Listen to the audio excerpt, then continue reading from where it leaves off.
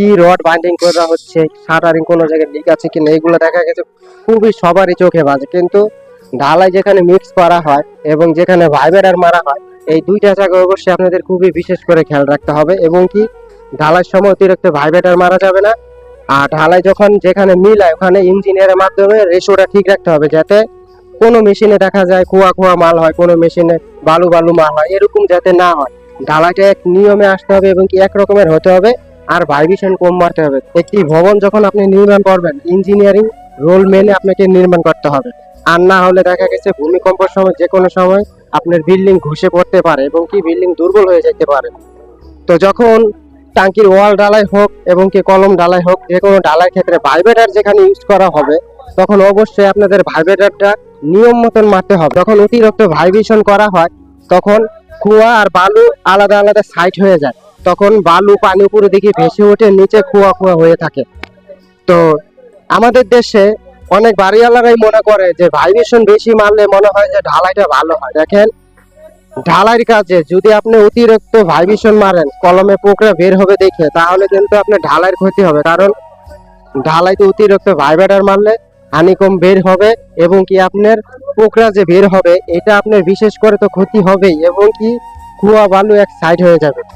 তো এইসব কিছু কিছু গুরুত্ব বিষয় আছে যেগুলো অবশ্যই আপনাদের খেয়াল রাখতে হবে। কারণ ঢালাইয়ের কাজে কোনো সময় অতিরিক্ত ভাইব্রেটর ব্যবহার করা যাবে না হানিকমের ডরে।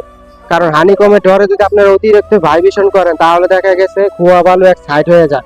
অনেক সময় দেখবেন ঢালাইয়ের ক্ষেত্রে ভাইব্রেশন যখন করে, তখন দেখবেন ঢালাইয়ের উপরে পানি চলে আসে, বালু চলে আসে, তখন আপনার কুয়া এক সাইড হয়ে যায়, বালু আরেক সাইড হয়ে যায়।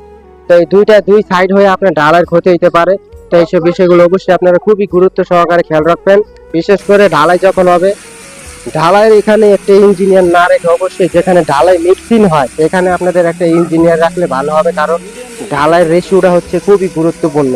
দেখা গেছে আমরা সাধারণত কি রড বাইন্ডিং করা হচ্ছে, শাটারিং কোনো জায়গায় লিক আছে কিনা, এগুলো দেখা গেছে খুবই সবারই চোখে বাজে। কিন্তু ঢালাই যেখানে মিক্স করা হয় এবং যেখানে ভাইব্রেটর মারা হয়, এই দুইটা জায়গায় অবশ্যই আপনাদের খুবই বিশেষ করে খেয়াল রাখতে হবে। এবং কি ঢালাইয়ের সময় অতিরিক্ত ভাইব্রেটর মারা যাবে না। আর ঢালাই যখন যেখানে মিলায় ওখানে ইঞ্জিনিয়ারের মাধ্যমে রেশিওটা ঠিক রাখতে হবে, যাতে কোনো মেশিনে দেখা যায় খোয়া খোয়া মাল হয়, কোনো মেশিনে বালু বালু মাল হয়, এরকম যাতে না হয়। ঢালাইটা এক নিয়মে আসতে হবে এবং কি এক রকমের হতে হবে, আর ভাইব্রেশন কম মারতে হবে। তো এইসব বিষয়গুলো অবশ্যই আপনারা গুরুত্ব সহকারে খেয়াল করবেন। বিশেষ করে ঢালাই যখন হবে, ঢালাইয়ের এখানে একটা ইঞ্জিনিয়ার না রেখে অবশ্যই যেখানে ঢালাই মিক্সিং হয়, এখানে আপনাদের একটা ইঞ্জিনিয়ার রাখলে ভালো হবে। কারণ ঢালাইয়ের রেশিওটা হচ্ছে খুবই গুরুত্বপূর্ণ। দেখা গেছে আমরা সাধারণত কি রড বাইন্ডিং করা হচ্ছে, শাটারিং কোনো জায়গায় লিক আছে কিনা, এগুলো দেখা গেছে খুবই সবারই চোখে বাজে। কিন্তু ঢালাই যেখানে মিক্স করা হয় এবং যেখানে ভাইব্রেটর মারা হয়, এই দুইটা জায়গায় অবশ্যই আপনাদের খুবই বিশেষ করে খেয়াল রাখতে হবে। এবং কি ঢালাইয়ের সময় অতিরিক্ত ভাইব্রেটর মারা যাবে না।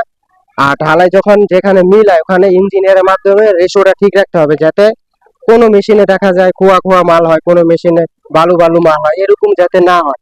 ঢালাইটা এক নিয়মে আসতে হবে এবং কি এক রকমের হতে হবে, আর ভাইব্রেশন কম মারতে হবে।